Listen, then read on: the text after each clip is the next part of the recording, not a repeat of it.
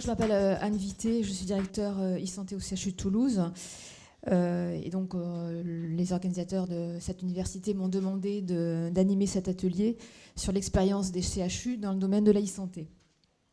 Donc, quelques mots introductifs à cet atelier. Le recours aux nouvelles technologies de l'information et de la communication représente un enjeu important pour les établissements de santé et la prise en charge des patients. Que ce soit pour le suivi à domicile des patients qui ainsi est plus régulier, que ce soit des DMS plus courtes, enfin des durées moyennes de séjour plus courtes, et c'est un enjeu important aujourd'hui pour les établissements de santé, ou qu'il s'agisse de consultations plus pertinentes et d'admissions en urgence évitées. Tous ces objectifs, vous l'aurez compris, participent à la même ambition d'avoir un parcours du patient facilité, fluide et coordonné. Le CHU de Toulouse, comme d'autres établissements du même type, a fait de la e-santé une priorité de sa stratégie médicale, en l'intégrant dans la prise en charge des maladies chroniques, dans la prise en charge de la dépendance, de la fragilité du sujet âgé, ou encore dans la prise en charge en urgence des patients atteints d'un AVC. Le projet développé en diabétologie que nous vous présenterons dans un instant est une illustration de cette volonté en permettant, grâce aux nouvelles technologies et un personnel formé à cet effet, d'avoir un suivi à domicile du patient diabétique qui est porteur d'une plaie du pied.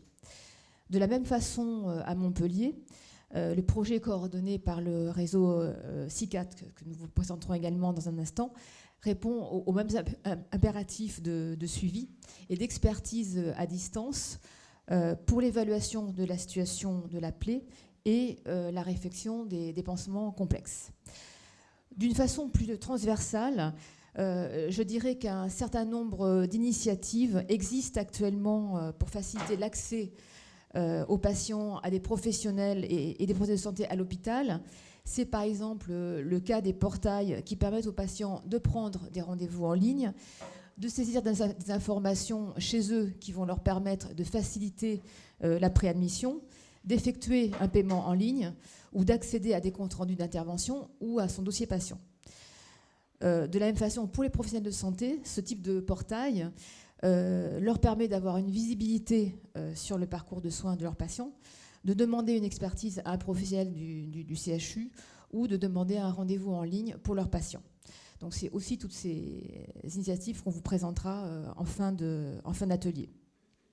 Donc ce sont tous ces projets que nous avons souhaité valoriser et vous présenter dans le cadre de cet atelier, car ils nous paraissent majeurs dans le mode de prise en charge actuel des patients, qui doit être repensé pour être en adéquation avec les modes de vie actuels, avec les évolutions technologiques et avec le souhait des malades. Donc, nous vous présenterons successivement une intervention de monsieur Théo, le professeur Théo, qui est président du réseau CICAT et chef de service au CHU de Montpellier, qui vous présentera le projet d'Homoplay. Ensuite, nous vous présenterons le projet développé au CHU de Toulouse par M. Martini sur le suivi des patients diabétiques porteurs de plaies à domicile et le suivi des complications qui sont liées à cette pathologie. Et enfin, nous terminerons par tous les dispositifs technologiques, les systèmes de portail qui permettent, comme je l'ai expliqué, d'avoir un accès anticipé et plus rapide du patient à l'hôpital. Voilà, je laisse la parole à M. Théo. Merci. Donc on va exposer avec un PowerPoint et un film le projet de télémédecine qui a été développé à la suite de l'appel d'offres de la ZIP Santé en 2010, qui est un projet interrégional que nous avons présenté aux instances en collaboration avec la Basse-Normandie. Donc 2 ARS ont travaillé en commun pour obtenir ce projet de 3,6 millions d'euros répartis sur 2 régions et permettant de développer la mobilité au service des plaies et cicatrisations, un secteur qui, même encore 5 ans plus tard, n'a pas la visibilité qu'il serait nécessaire d'avoir, en particulier sur la formation des infirmiers et des médecins. Donc je parlerai de la mobilité, des modalités de mise en œuvre du projet, des chiffres, de l'évolution du projet, des études médico-éco qui sont en cours et des perspectives. Les outils nomades, ils sont plusieurs. Nous avons démarré avec une tablette Dell Pro, une sacoche de transport, qui est donc vous verrez dans le film, le requérant. Le requérant est un professionnel de santé, il appelle un call center. Le call center organise la téléconsultation au domicile en envoyant une tablette qui est portée par un prestataire de service qui amène au domicile du patient, au moment où l'infirmière fait son tour, amène la tablette ou Google Glass qui sont en cours d'expérimentation. Le Google Glass étant au départ un peu trop mobile. Si l'infirmière bouge trop la tête, l'expert à l'autre bout a mal un peu à suivre. Les smartphones ont été développés derrière et l'utilisation smartphone est actuellement celle qui est privilégiée. Pour l'instant, uniquement en photo sécurisée par une appli téléchargée et bientôt en visio permettant à partir du smartphone de travailler en visio direct. Les centres experts sur la Languedoc-Roussillon, 3 centres, Montpellier, Nîmes et Perpignan. Nous avons 12 infirmières référentes qui sont délocalisées, qui participent à l'expertise. Et nous sommes en train de travailler, de finaliser Béziers et Carcassonne. Ce sont une station multimédia avec un double écran permettant de saisir d'un côté et de faire la visio de l'autre, des webcams, micros, lecteurs de carte à puce, vous connaissez. Une convention de télémédecine, nous sommes dans la loi de télémédecine de 2010, à savoir l'obligation pour le porteur de projet d'avoir un contrat pour chaque acte. Donc à chaque acte, chaque patient va devoir donner son accord sur une convention de télémédecine qui sera regroupée par le directeur projet et transmise à l'ARS en paquet, je dirais, lorsque ces actes sont réalisés. Le protocole de coopération entre professionnels de santé est ce qui s'appelle l'article 51 de la loi HPST, qui permet de déléguer un médecin délégant, expert en plaie, à une infirmière délégante qui devient experte en plaie. Expert, ça veut dire un diplôme d'université en plaie et cicatrisation, 3 ans de pratique et un tutorat. Ce qui permet de multiplier les acteurs experts et d'avoir un maillage territorial qui est actuellement assez complet dans le Languedoc-Roussillon. On a besoin d'un consentement écrit du patient et de surveillance, bien entendu, de la CNIL. Comment ça marche? On a un centre d'appel régional. Ce centre d'appel est sollicité par les requérants. Requérants, je l'ai dit, professionnels de santé qui appellent au call center. Le call center s'occupe de la livraison des tablettes et s'occupe de la connexion avec l'expert. Donc, vendredi 9h, vous avez rendez-vous sur 5 salles virtuelles de télémédecine et l'organisation des rendez-vous, ça se fait donc de façon organisée par un call center. Le call center ayant un rôle très important. Je reviendrai à la fin sur... attendez, là, il faut que je sorte...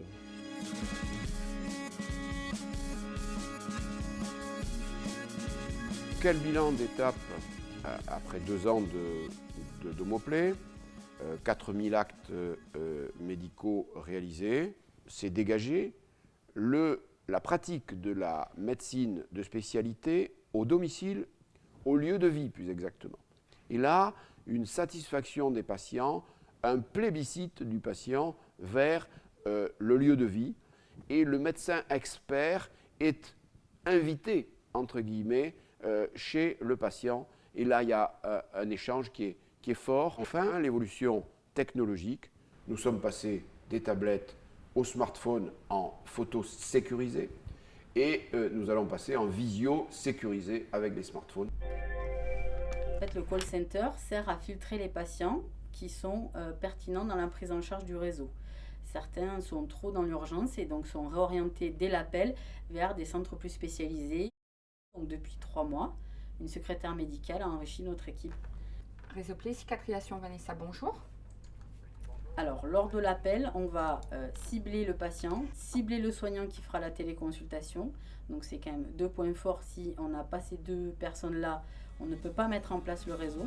Un court apprentissage de la manipulation de la tablette est assuré par le prestataire de service. Cette consultation va avoir lieu et le patient va être en contact visuel avec le soignant à distance. Vous êtes d'accord pour la consultation se passe en visio?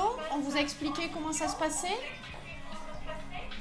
Vous êtes d'accord? Ah oui, Voilà. oui, Eh oui, ben, oui. écoutez, merci beaucoup pour votre collaboration et on essaie avec les infirmières de prendre des nouvelles dans quelques temps, voir si ces quelques mesures ont été efficaces.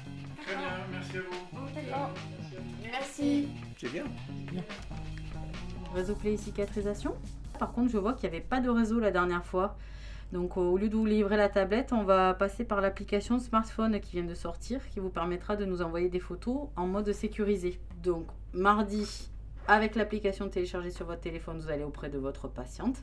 Et à ce moment-là, l'expert va vous contacter pour vous donner un code de Play afin de nous transmettre des photos par voie sécurisée. Oui, bonjour, ici le docteur Trial. On a rendez-vous pour une évaluation en mode déconnecté. Oui, exactement, bonjour.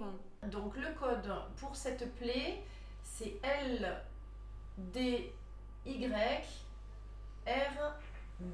Entendu. Je répète, LDYRD. Vous prenez cette photo. Dès que votre téléphone sera dans une zone où le réseau est correct, je recevrai la photo. Je fais l'analyse et je vous envoie le compte rendu. D'accord, c'est parfait. Ben, je prends la photo et je vous l'envoie. Cela nous permet aussi de nous réunir à plusieurs, faire de la téléexpertise, c'est-à-dire réunir autour d'un même dossier patient plusieurs experts, chirurgiens, médecins ou autres, et de donner vraiment un avis en pluridisciplinarité sur la prise en charge d'un patient. Les nouvelles technologies d'information et de communication sont essentielles dans le projet d'Homoplay. Et nous devons, d'ici la fin du projet, finaliser 3 dossiers. Le premier, c'est le déploiement d'Homoplay sur l'ensemble de la région avec la nouvelle fonctionnalité que nous avons aujourd'hui, à savoir d'Homoplay mobile pour les smartphones. Deuxièmement, de déployer aussi la messagerie sécurisée proposée par la ZIP Santé. Et troisièmement, de pouvoir rendre le plus accessible possible le territoire aux connexions à nos différents outils mobiles, à savoir la tablette et le smartphone. Et pour cela, nous allons expérimenter les connexions via les satellites pour pallier au manque de réseaux Wi-Fi et 3G, 4G dans certaines zones de notre territoire. Que peut-on tirer comme leçon d'Homoplay actuellement? La perspective à court terme d'apporter aux décideurs des chiffres. En prospectif, l'article 36. L'article 36, c'est le paiement à l'acte de la télémédecine. Les régions Basse-Normandie et Languedoc-Roussillon sont expérimentatrices de cette nouvelle approche. L'extrapolation du projet d'Homoplay à d'autres régions qui sont intéressées. Et enfin, l'extrapolation à d'autres pathologies. La comorbidité, la prise en charge au domicile autour du médecin et de son équipe de ces comorbidités avec l'aide télémédicale d'experts dans les différentes pathologies.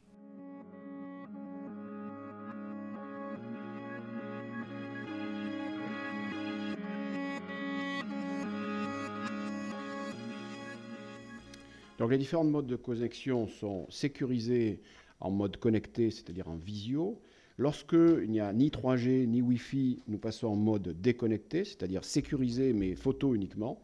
Et là, il faut insister sur les recos de la ZIP, c'est-à-dire qu'il n'y a plus de possibilité d'utiliser le smartphone pour faire photo envoyée direct. Ce n'est pas sécurisé, ça. Ça, ce n'est pas autorisé. Ça n'est plus autorisé, même si c'est encore fait. L'activité du réseau CICAT, donc nous sommes autour de 4000 actes de télémédecine sur les centres déployés. 2 centres vont nous rejoindre. Ça, c'est l'activité depuis le 1er octobre 2013.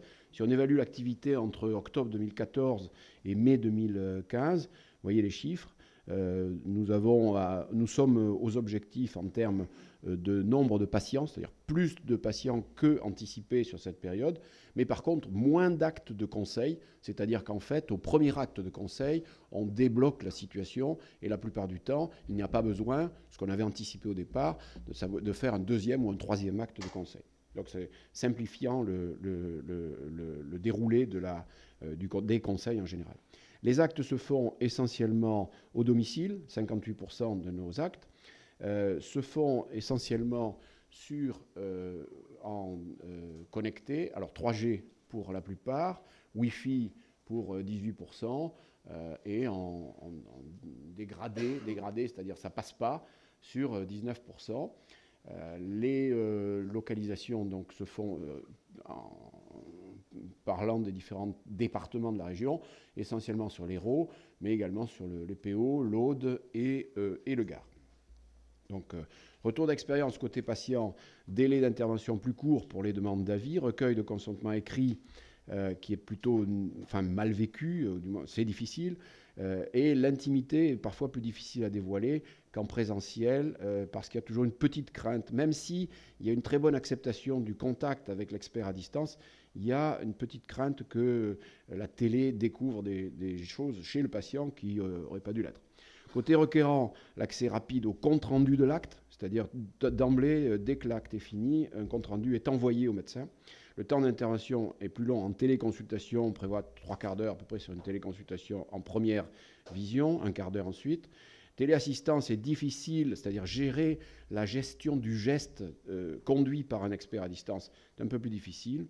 Et côté expert, on a une garantie de transmission de l'information au médecin référent du patient, rapidité, sécurité des échanges et plus d'expertise qu'avant parce qu'il y a moins de temps perdu dans les déplacements.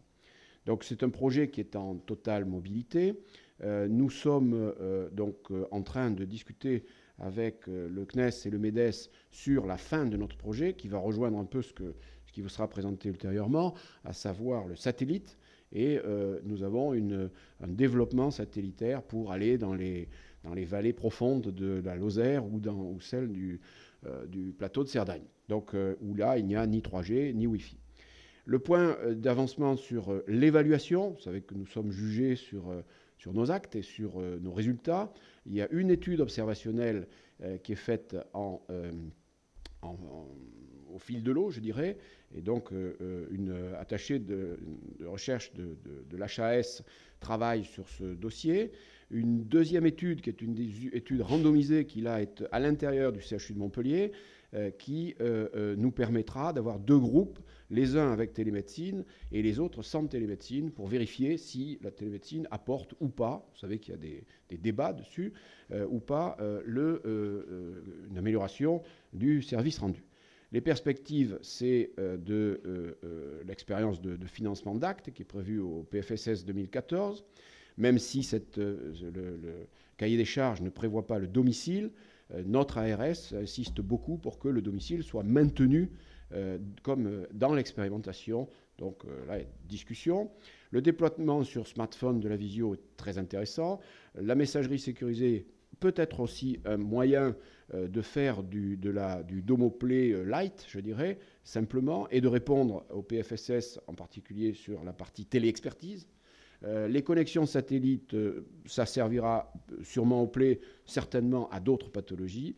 Nous avons également un projet avec une start-up de Toulouse sur l'amélioration des photos, de manière à ce que l'expert puisse travailler sur des photos qui se ressemblent, alors que les photos sont parfois prises dans des conditions locales, je dirais. Et donc cette amélioration est en cours d'expérimentation et semble prometteuse. Et les suites, bien sûr, de l'étude médico-économique. Je vous remercie.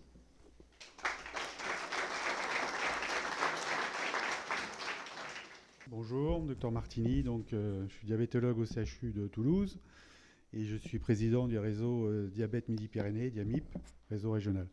Donc moi je vais axer ma présentation sur 2 points, donc le programme Diabsat sur 2 volets. Vous verrez que la deuxième partie est très proche de celle de l'UCTEO, mais je me contenterai de préciser nos souhaits et nos spécificités dans le domaine de la surveillance de la plaie. Je voulais aborder avec vous le programme Diabsat volet 2, qui est un programme qui vous a été présenté il y a quelques années. Vous avez même pu avoir l'occasion d'avoir le véhicule sur place lors des premières journées, je crois, si je me souviens bien. Et ce programme donc est un partenariat fort entre le CHU de Toulouse et le CNES et avait bénéficié d'un financement régional dans le cadre d'une expérimentation qui maintenant, bien sûr, a été pris en charge par le réseau Diamip avec une convention avec le CHU. Ce projet avait pour objectif en premier lieu d'améliorer le dépistage des complications chroniques du diabète. Pourquoi ? Parce qu'on sait qu'en France, la qualité de suivi des patients diabétiques reste très limitée, avec des lacunes importantes dans le domaine de la surveillance des complications chroniques, en particulier la rétinopathie, qui est une pathologie relativement fréquente. La deuxième chose, c'est que les médecins étaient en difficulté sur le suivi de ces patients en termes de maîtrise des outils et des moyens de dépistage des complications par des problèmes de temps, par exemple, au niveau en particulier podologique et vasculaire. Et le dernier point, c'est qu'il y a des offres, je dirais, de prise en charge des patients tout à fait spécifiques dans le parcours de soins et que malheureusement, certains patients n'ont pas la chance de bénéficier de ces soins par défaut de dépistage. Donc on avait mis en place un programme de dépistage qui appelait Diapsat, semi-itinérant de télésurveillance des plaies chroniques, avec un objectif centré sur les patients diabétiques qui n'avaient pas un suivi régulier de leur diabète et de leurs complications, et donc cibler ces populations en suivi insuffisant. Le dernier bilan datait de plus d'1 an, et ce dépistage se fait grâce à un camion qui se promène dans la région Midi-Pyrénées au niveau des communes, et qui est conduit par une infirmière qui gère l'ensemble de la prise en charge de dépistage lors de son passage dans la commune auprès du patient. Elle définit avec le patient les examens réalisés, elle réalise les examens et elle saisit dans le dossier l'ensemble des données qui vont nous aider à interpréter les résultats. Et les transmissions se font par voie satellitaire, par une interprétation centralisée au niveau du CHU en grande partie. Les examens qui sont proposés sont multiples. C'est assez particulier dans ce domaine Diapsat, puisqu'on a déjà des expériences de dépistage de la rétinopathie de façon unique, ou de l'association microalbuminurie rétinopathie. Nous, on a opté sur un dépistage assez large, prenant en compte à la fois les complications rétiniennes, rénales, mais aussi vasculaires périphériques, avec le dépistage de l'artériopathie, et bien sûr l'évaluation du risque de plaie du pied, risque podologique, qui est un élément important puisqu'il va conditionner l'orientation dans le parcours de soins. Donc il y a 5 examens de dépistage qui sont accessibles pour les patients et qui seront réalisés uniquement si ceux-ci ne sont pas réalisés de façon régulière.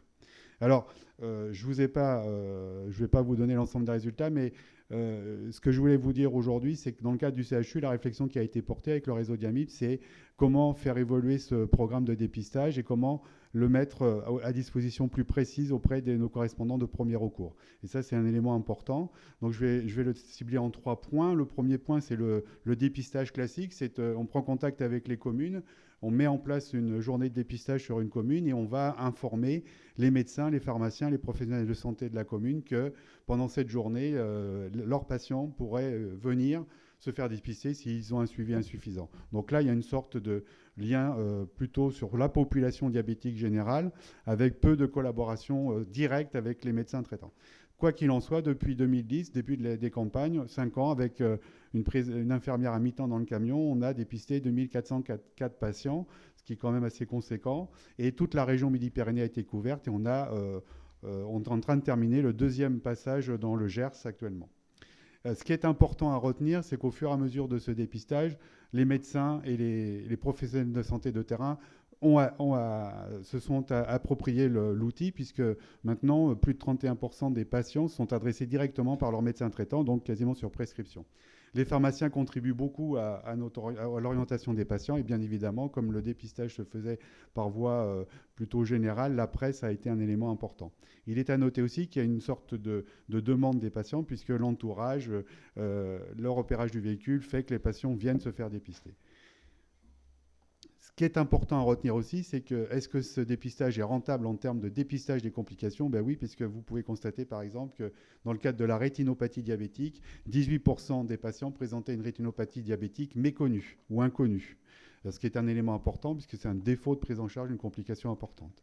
Le deuxième élément, c'est le diagnostic de l'artériopathie, puisqu'on va dépister 18% de patients ayant une artériopathie. Et on parle de mortalité, mais il faut savoir que à la découverte d'une artériopathie, vous avez à 5 ans 25% des patients qui vont décéder.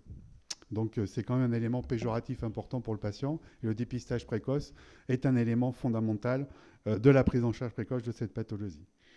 Dernier point, et c'est le point sur le plan podologique, le diagramme du bas ici, vous avez à peu près, si je lis bien avec mes nouvelles lunettes, 17% de patients qui peuvent bénéficier de prise en charge par la sécurité sociale de suivi podologique dans le cadre du forfait podologique qui est mis en place, premier soin de remboursement de prévention qui est proposé par l'assurance maladie. Donc 17% des patients étaient non diagnostiqués et vont bénéficier d'un suivi podologique pris en charge qui va améliorer le pronostic de leur risque podologique et le risque de plaie chronique. Donc en fait, ce dépistage, pour nous, il est rentable sur le plan médical puisqu'on a permis de dépister, découvrir des complications sur un pourcentage de patients non négligeable au niveau des complications. En termes de satisfaction du patient, une personne, par définition, lorsqu'on lui met quelque chose à proximité qu'il utilise, il est content. Donc ça, ce n'est pas très important. Ce qui est important, c'est plutôt les informations qui nous ont été données par la suite sur le plan de l'impact que ça peut avoir sur la prise en charge de leur maladie. La première chose, c'est que ce camion, c'est un outil d'information pour les patients. C'est un outil supplémentaire qui vient les aider à mieux comprendre leur maladie. Le deuxième élément, c'est que la vision pour les patients, c'est que le médecin va être utilisateur et c'est un outil qui va être utile pour les médecins, pour leurs médecins. Et donc, en fait, c'est un impact en termes forts sur la relation médecin-malade qu'on va pouvoir avoir par la suite par cet outil, puisque le patient va être un peu plus sensibilisé à sa maladie et le médecin aura plus d'informations. Alors, à partir de cette expérience qui se déroule encore, puisqu'on va partir dans le sud de la Haute-Garonne, là, durant l'automne, on a essayé de travailler au plus proche des médecins, pour la raison pour laquelle on a essayé de travailler en collaboration avec les maisons de santé et les pôles de santé qui naissent dans les territoires maintenant, avec une organisation très spécifique. Et là, on a essayé d'être en contact plus direct. L'avantage, c'est qu'on est en partenariat plus fort avec les professionnels de santé de terrain. Et à notre grande surprise et bonne surprise, une forte participation des maisons de santé de Midi-Pyrénées a été présente, puisqu'on a uniquement 2 maisons de santé qui n'ont pas souhaité avoir l'outil de dépistage. Par contre, on a pu mettre à disposition le camion sur 10 structures. Alors là, l'avantage, c'est que là, on met le camion au niveau du parking de la maison de santé ou du cabinet, et c'est dédié spécifiquement à la population, à la patientèle de ces maisons de santé. Là, le deuxième avantage, c'est que c'est sur rendez-vous. Ça permet aux patients d'avoir un plus grand confort en termes d'attente, par exemple. Et parallèlement, on va pouvoir planifier les examens, ce qui est un gain de temps au niveau de la réalisation des examens et surtout une pertinence dans la réalisation des examens. Donc, il y a un travail de coordination à mettre en place là, qui est fait par le réseau Diamip sur la prise de rendez-vous, avec un échange préalable avec les médecins sur leur prescription d'examens souhaités pour le dépistage. Donc ça, c'est important puisque ça va cibler de façon plus claire dans la qualité de suivi. Et parallèlement, on constate qu'on a à peu près les mêmes résultats en termes de dépistage, puisqu'on a 17% de rétinopathie. Et on voit aussi que sur le plan de l'artériopathie, on a 32% des gens qui ont été dépistés. Pourquoi ? C'est assez simple, on a un peu plus de maison de santé, parce que l'examen de dépistage de l'artériopathie est long à réaliser en médecine générale. Et donc, en fait, on vient aider le médecin dans la gestion d'un test de dépistage qui est difficile à mettre dans la routine, en pratique quotidienne. Et on retrouve bien sûr un taux relativement élevé de grade 2, grade 3, patients à très haut risque de plaie. Donc on va pouvoir aider les médecins à orienter leurs patients dans le suivi podologique. Donc en fait, les résultats sont assez similaires. On a dépisté avec ces journées 110 patients. Deuxième programme qui a été mis en place grâce au système Diabsat Volet 2, c'est le projet Précadiab. Alors le projet Précadiab, il est tout simple. On s'est posé la question initialement de l'isolement des patients en milieu rural et on s'est rendu compte qu'à proximité du CHU Rangueil, il y avait des grosses cités et il y avait surtout des précaires dans l'agglomération toulousaine. Et la précarité fait le lit du diabète, et en particulier diabète de type 2. Et donc, on a travaillé sur un programme Précadiab. Alors, vous allez me dire, c'est des précaires. On a travaillé avec des structures qui sont très spécialisées dans la précarité, le CCAS de Toulouse et la PAS du CHU de Toulouse, pour essayer de dépister les complications dans cette population. Et on est allé un petit peu plus loin, et c'est là aussi l'intérêt d'outils de dépistage, c'est aussi d'aller travailler en partenariat avec les confrères et les collaborateurs. C'est au-delà du dépistage des complications, c'est de mettre en place des actions de travail consensuel, de collaboratif, en particulier dans le cadre d'un réseau de soins, de travail de réunions de concertation pluridisciplinaires et de programmes personnalisés de santé pour les patients. Et dans la précarité, un des échecs de la prise en charge de ces patients, c'est la non-adéquation du système de soins à la précarité. C'est-à-dire que, par exemple, au CHU de Toulouse, il est très difficile d'identifier les précaires. On travaille beaucoup dessus, mais c'est compliqué. Il est très difficile pour un précaire d'accéder à des soins au niveau d'un établissement parce que c'est compliqué. Il y a des règles qui ne sont pas toujours faciles à comprendre pour les patients et dans l'acceptation des contraintes. Alors ça, c'est le deuxième point, et ça a permis aux médecins d'être d'être aidés par les experts du CHU sur la gestion du diabète et les orientations du patient, d'orienter le patient dans le système de soins, mais aussi de l'accompagner dans le système de soins, c'est-à-dire de programmer, par exemple, des traducteurs pour venir avec les patients qui ont problème de langue, de faire venir de la famille des aidants pour pouvoir leur faire accepter les hospitalisations, par exemple. Alors, on va au-delà du dépistage du programme Diasat. Alors, on a fait 8 journées de dépistage en 2014-2015, en particulier sur la PAS de façon majoritaire, 38 patients et 3 journées au CCAS. Et donc, globalement, l'ensemble des patients ont eu une RCP et ont eu un accompagnement dans le suivi. Alors, le suivi, il est multiple. Il peut être en médecine libérale chez un ophtalmo pour faire du laser en urgence. Il peut être en hospitalisation d'urgence en diabétologie au CHU. Il peut être à l'école de podologie pour faire des soins en urgence podologique. C'est avec les pieds pour les précaires. C'est fondamental, ce qui marche beaucoup. Et donc, ce sont des éléments importants. Le patient qui n'est pas remboursé ne va jamais aller chez le podologue, en particulier quand il est précaire. Et quand on voit la population, on se rend compte que c'est une population par rapport à notre population Midi-Pyrénées qui est beaucoup plus jeune et qui pose le problème de la multi-ethnique et multi-origine, puisqu'on a des populations très, très variées. C'est assez exotique, les RCP, je dois dire, mais c'est assez intéressant, avec aussi des situations de drames médicaux. On voit par exemple des femmes diabétiques enceintes dans la rue, c'est un peu embêtant. Et donc, c'est un moyen aussi de les aider à mieux gérer leur pathologie et leur grossesse. Et donc, on se rend compte que ce programme, eh bien, on va essayer de le décliner par la suite dans des zones qu'on dit sensibles. Alors, en particulier, ce qu'on appelle au niveau des ARS, la précarité intégrée. Moi, ça me fait toujours sourire, parce que je ne sais pas comment ça s'appelle. Mais en fait, c'est des gens qui sont en difficulté de langue, de compréhension, de culture. Et sur l'agglomération toulousaine, on est aussi dans des zones sensibles, sur des secteurs très, très identifiés, avec des besoins très forts en termes de prise en charge du diabète et de soutien des professionnels de santé.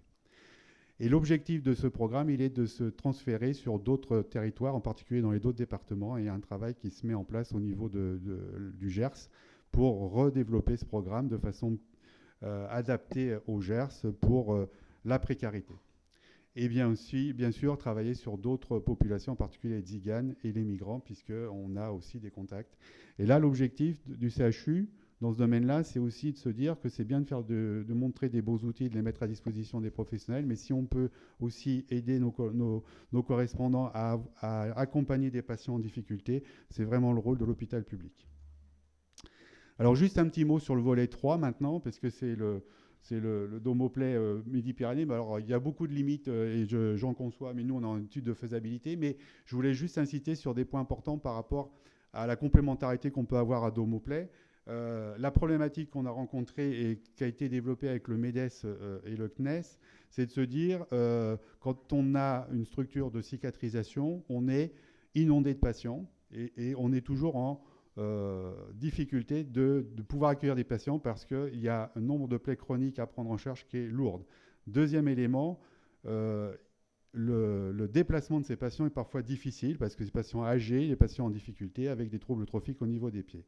On a développé un programme de télésurveillance des plaies que vous avez déjà vu, mais la particularité va être la suivante, c'est qu'on a essayé de travailler sur beaucoup de souplesse et sur la mise en application très simple pour une population d'un centre de cicatrisation. C'est-à-dire qu'on voit les patients une fois et ensuite on ne souhaite pas les revoir de façon très régulière parce que ça va encombrer nos consultations et que des patients peuvent être très bien suivis à domicile si on a des contacts réguliers.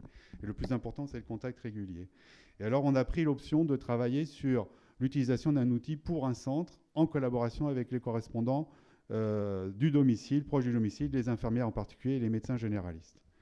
Et donc, en fait, l'objectif, ça a été de réfléchir à ce domaine. Et la particularité de ce projet, qu'en étude de faisabilité, c'est au-delà de l'expertise et du travail sur un réseau bien structuré comme on peut l'avoir en Doc Roussillon, c'est de mettre à disposition un outil très accessible par Android, pour répondre au monsieur tout à l'heure, et pas par l'autre, de façon à qu'il soit facilement disponible sur un smartphone et de permettre d'avoir des données très simples. Et l'objectif de ce programme, il est d'assurer un suivi régulier de ces patients par le centre qui l'a pris en charge initialement et qui est responsable de son suivi en grande partie, mais qui est aussi de définir la pertinence de l'orientation du patient dans le système de soins. On n'est pas dans la téléexpertise, on est dans qu'est-ce que je dois mettre en place lorsque j'ai une alerte et quel est le niveau d'alerte. Je réponds à la mortalité en télémédecine, j'aimerais bien lire l'étude s'il pourra me la passer le monsieur du haut là-bas, mais il me le passera.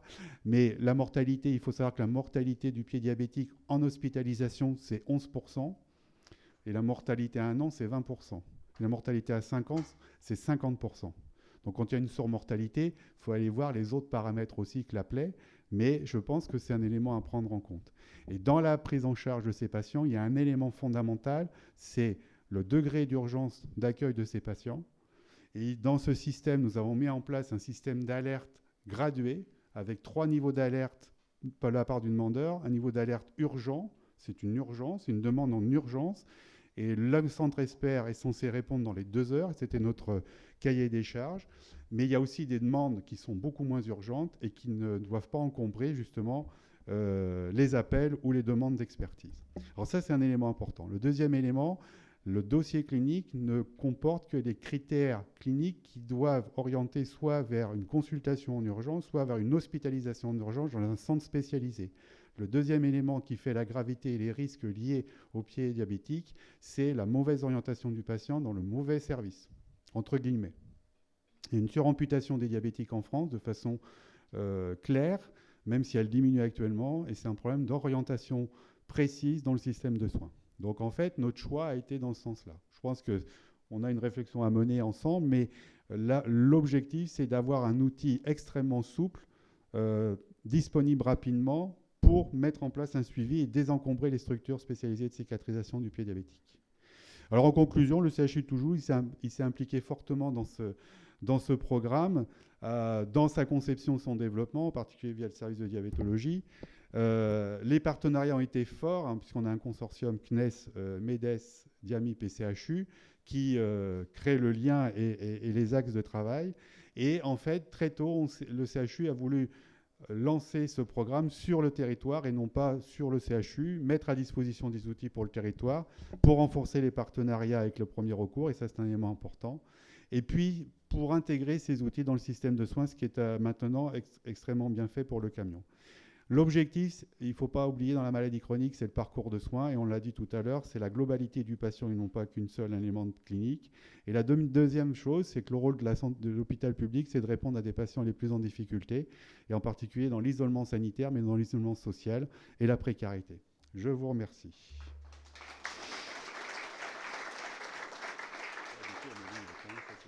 Merci, docteur.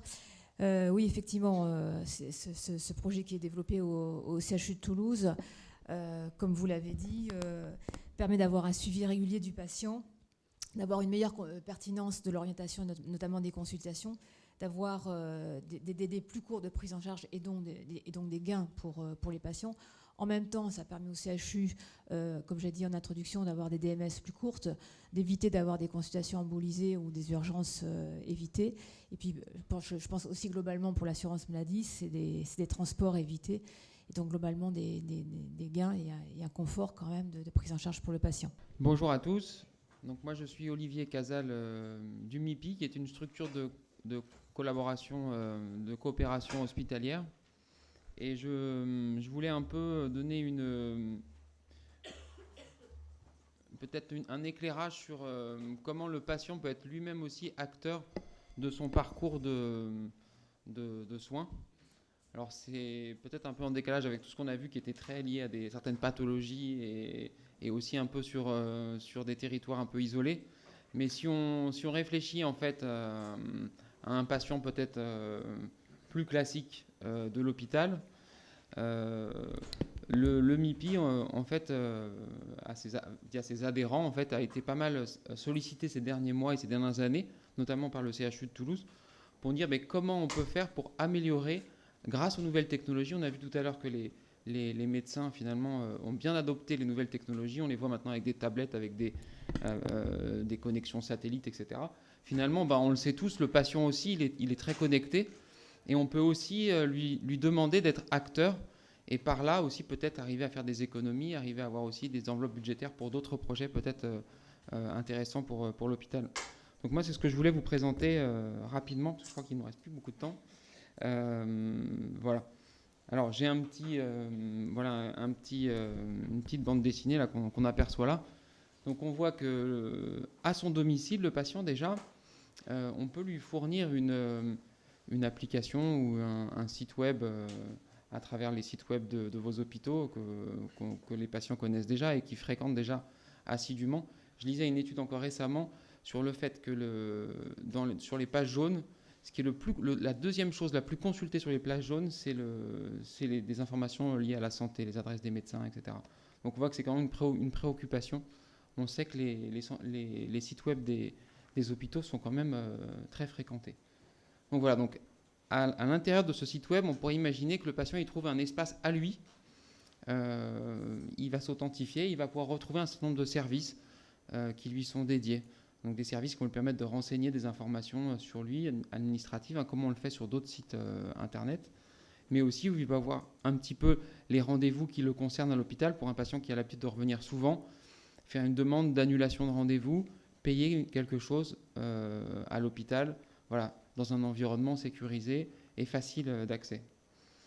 Après, quelques jours avant son rendez-vous, on sait que ce qui coûte cher aussi aux hôpitaux, c'est les patients qui ne se présentent pas ou qui annulent vraiment au tout dernier moment leur rendez-vous. Donc peut-être ce qui peut être intéressant, et c'est déjà le cas pour certains hôpitaux qui l'ont mis en place, mais nous on va essayer de le généraliser, c'est d'envoyer un SMS au patient pour lui rappeler son rendez-vous. Et en même temps, ces outils peuvent être utiles aussi pour les soins, puisqu'on peut rappeler par exemple au patient qui doit venir à l'hôpital à jeun. Voilà, c'est des petites choses qu'on connaît tous, mais le fait d'avoir l'information juste avant, le patient il va penser à son rendez-vous, il va penser être à jeun. Et c'est quelque chose qui va être un gain important pour l'hôpital. Ensuite, quand le patient il arrive à l'hôpital, il y a aussi, il y a tout un petit parcours qu'on doit faire quand on arrive à l'hôpital, qui est parfois fastidieux, qui nous fait perdre parfois un petit peu de temps. Voilà. Il y a toute une partie de la population qui va à l'hôpital, finalement, tout ce parcours, il n'a pas servi à grand-chose. Et on se rend compte que si on mettait une borne, comme on le voit ailleurs dans d'autres administrations, on pourrait lui faire gagner du temps. Et puis, pour l'hôpital aussi, ça lui permettrait de mieux orienter ses professionnels vers des tâches à valeur ajoutée. Donc, on peut mettre en place des bornes qui vont accueillir le patient, le guider, lui donner un plan, lui dire comment faire pour se rendre dans tel ou tel service, qui est parfois complexe dans un hôpital. Voilà. Après, dans l'hôpital, là, je peux prendre l'exemple de l'hôpital de Toulouse, l'IUC.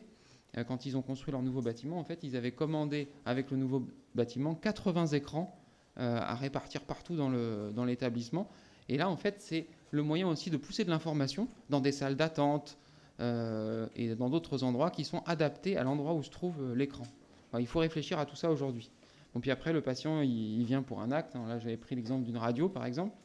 Et puis, de retour à son domicile, ces mêmes outils que le patient a commencé à prendre en main, par exemple son téléphone portable, on a vu tout à l'heure qu'on pouvait lui rappeler un rendez-vous, mais on peut aussi lui faire un rappel pour une prise de médicaments via son téléphone portable. Voilà. Et puis, de retour aussi à son domicile, pourquoi pas lui proposer une enquête de satisfaction ou de la même façon lui proposer un paiement, comme je le disais tout à l'heure, sur son ordinateur. Voilà. Donc c'est un petit peu ce que je vous montre ici, c'est petit à petit, on le voit, alors le CHU Toulouse, je sais qu'ils ont déjà mis en place certaines briques comme le paiement en ligne. Le CH de Castres, juste à côté d'ici, a mis en place justement la solution là qu'on voit Mon dossier en ligne qui permet d'avoir un espace pour le patient. Donc voilà, on voit que c'est des choses qui commencent à arriver et qui vont permettre peut-être aussi de constituer un socle pour un dialogue aussi après vous sur des problématiques plus de pathologie. Alors, qu'est-ce que je pourrais vous montrer pour aller vite? Je vais passer un peu là-dessus. Je vais vous montrer un petit peu à quoi ressemblent les bornes qu'on met dans les hôpitaux et un peu vous montrer à quoi ça sert. Donc, vous avez compris, donc, le patient, il a peut-être reçu un petit SMS qui lui rappelle son rendez-vous. Il arrive devant une borne et la borne, en fait, va lui permettre d'aller directement à son rendez-vous. Donc aujourd'hui, en fait, le patient, on va lui dire, bah voilà, est-ce que tu as ta convocation avec toi sous forme d'un QR code qu'on lui aura envoyé, ou est-ce que tu as ta carte vitale? Et si par exemple le patient a sa convocation avec son QR code, il va venir scanner son téléphone ou sa convocation, vous voyez, et on va lui permettre à ce moment-là, en réalisant un certain nombre de contrôles, on va peut-être lui demander de nous valider sa date, de nous valider son adresse, peut-être lui poser quelques questions. Et si tout s'est bien passé, à ce moment-là, il n'aura pas besoin de passer par le bureau des entrées, par les admissions. On pourra directement lui envoyer ce petit message pour dire, voilà, c'est bon, tu peux aller à ton rendez-vous. Tu as bien un rendez-vous à 14h15. Et à ce moment-là, voilà, on peut également lui proposer peut-être un petit plan qui lui montrera comment aller de l'endroit où se situe la borne jusque, là, par exemple, c'est de la pédiatrie. Voilà un petit peu ce qu'on est capable de proposer sur une borne. Après, on peut faire aussi du paiement sur une borne, donner des renseignements. Par exemple, c'est aussi un cas classique quand on veut faire une visite à l'hôpital. On va souvent à l'accueil pour demander à rencontrer monsieur ou madame untel. On peut imaginer d'avoir une petite application sur la borne qui permette de savoir très facilement où se trouve le patient, en respectant la même confidentialité, hein, puisqu'on peut avoir des listes dans lesquelles on a enlevé les patients qui ne souhaitent pas recevoir de visite. Je passe un peu sur tout ça. Ouais, le dernier slide, comme ça va permettre d'aller vite. Sur les SMS, c'est vraiment un outil qui est assez magique, le SMS, pour le dialogue avec vos patients. Ça coûte vraiment pas cher à mettre en place. Moi, je pense que c'est quelque chose qui devrait se démocratiser. Et c'est quelque chose qui est très intrusif. Donc, si vous voulez vraiment que le patient il ait une information, lui envoyer un SMS, c'est quasiment une garantie de le toucher très rapidement. Donc pour du rappel de médicaments, comme je le montrais là, comme pour du rappel de rendez-vous, c'est vraiment utile. Et après, les SMS, on le sait moins, mais on peut demander au patient de répondre à un message par le biais d'un SMS. Donc il y a des SMS classiques ou des SMS retour qui permettent d'avoir directement un retour. Donc ça, c'est intéressant aussi pour un suivi de patients, par exemple. Voilà, si vous avez quelques questions, je vais m'arrêter là pour respecter le timing.